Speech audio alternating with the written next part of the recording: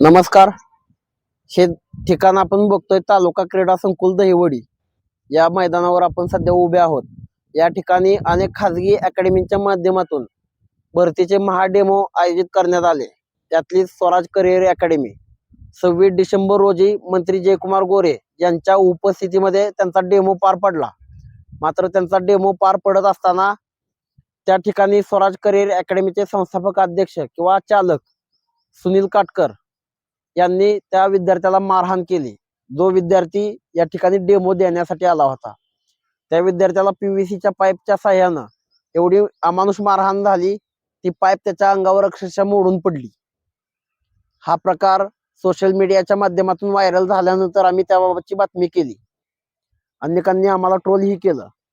त्या ट्रोलकडे दुर्लक्ष करत आम्ही आमच्या बातमीचा जो काही इम्पॅक्ट झाला तो आता सांगतोय.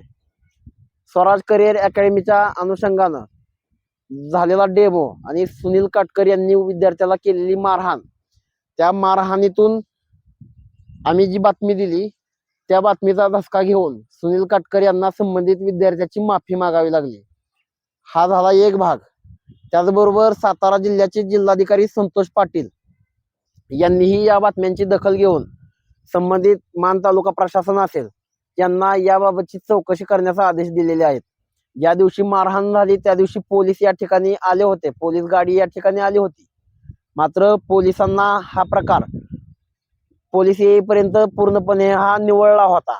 मात्र सोशल मीडियाच्या माध्यमातून किंवा आमच्या बातम्यांच्या माध्यमातून हा प्रकार उघडकीस आल्यानंतर पोलीस आता यावर कोणती कारवाई करणार हे बघणं खऱ्या अर्थानं महत्वाचं ठरणार आहे. या अकॅडमी ज्या आहेत त्या पूर्णपणे या ठिकाणी विनापरवाना हे ग्राउंड वापरत आहेत. याकडं ज्यांच्या मालकीचं हे ग्राउंड आहे ते सरकारच्या मालकीचं हे ग्राउंड, त्या प्रशासनाचं याकडं ही दुर्लक्ष आहे. प्रशासन या ठिकाणी जे अकॅडमीवाले आहेत त्यांच्याकडं कुठला परवाना आहे का याची चौकशी करणार का हे बी बघणं खऱ्या अर्थानं महत्वाचं ठरणार आहे. त्याचबरोबर या ठिकाणी जो डेमो झाला या ठिकाणी भरपूर प्रमाणात विद्यार्थी आले. हे ग्राउंड आहे ते त्यांनी माझ्या माहितीनुसार विनापरवाना वापरलं. या ठिकाणी विद्यार्थ्यांना खाण्याची सोय संबंधित अकॅडमीच्या संस्थापक असतील किंवा चालक असतील त्यांनी केली होती. त्याच्या माध्यमातून या ठिकाणी संबंध ग्राउंड हे कचरामय झालं.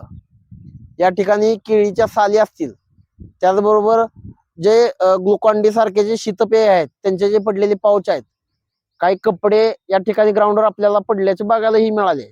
आम्ही आताच हे ग्राउंड फिरलो. मात्र या सगळ्या ग्राउंडवर सध्या संपूर्ण कचराच कचरा असल्याचं हे चित्र आहे. हे संबंधित अकॅडमीवाले आहेत ज्यांनी या ठिकाणी डेमो आयोजित केले होते. ते आपल्या विद्यार्थ्यांच्या माध्यमातून ह्या ग्राउंडची स्वच्छता करणार का? दहिवडीतील नागरिकांना या ठिकाणी जो व्यायामासाठी जो ट्रॅक आहे हे ग्राउंड आमच्याच मालकीचं आहे असं भासवलं जाऊन त्यांना या ठिकाणी येण्याचा अटकाव केला जातोय. याची ही चर्चा एक दहिवडीत आहे.